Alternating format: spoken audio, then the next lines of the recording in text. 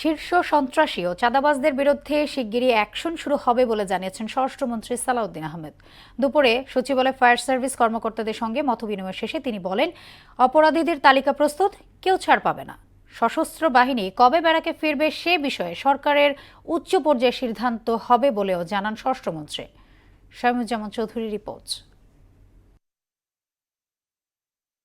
BNP সরকার গঠনের পর ভারতীয় হাইকমিশনার প্রণয় ভার্মার সঙ্গে প্রথম বৈঠক স্বরাষ্ট্রমন্ত্রী সালাউদ্দিন আহমদের। এছাড়া ফায়ার সার্ভিস ও সিভিল ডিফেন্সের কর্মকর্তাদের সঙ্গে মতবিনিময় সভা করেন স্বরাষ্ট্রমন্ত্রী। পরে গণমাধ্যমের মুখোমুখি হয়ে এসব বৈঠকের বিষয়ে প্রশ্নের জবাব দেন স্বরাষ্ট্রমন্ত্রী। বলেন, সরকারের উচ্চ পর্যায়ে আলোচনার পর সশস্ত্র বাহিনীকে ব্যারাকে ফেরানোর বিষয়ে সিদ্ধান্ত হবে। আমরা এটা সরকারের উচ্চ পর্যায়ে আলোচনা করে আমাদেরকে নির্ধারণ করতে হবে যে সশস্ত্র বাহিনী আর কতদিন মাঠে থাকবে। তারাও আর মাঠে দীর্ঘদিন থাকতে চায় না।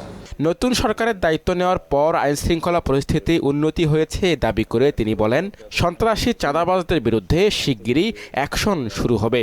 বাংলাদেশে যত শীর্ষ সন্ত্রাসী আছে, এরকম যত চাঁদাবাজ আছে, তারা অতি অবশ্যই যাতে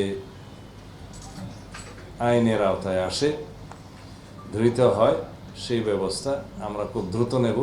আমি আমাদের পরিকল্পনাটা এখানে এখনই ফাঁস করতে চাই না।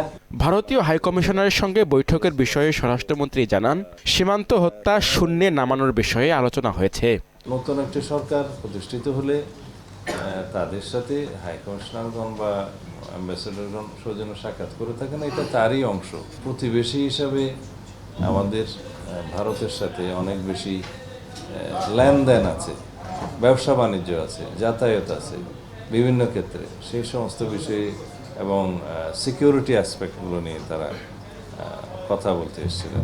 এদিকে পাকিস্তানের হাইকমিশনার ইমরান হায়দারের সঙ্গে বৈঠকে বাণিজ্য, ভিসা প্রক্রিয়া এবং পারস্পরিক সম্পর্ক উন্নয়ন নিয়ে আলোচনা হয় বলে জানান সালাউদ্দিন আহমদ। শামীমুজ্জামান চৌধুরী, মোহনা সংবাদ, ঢাকা।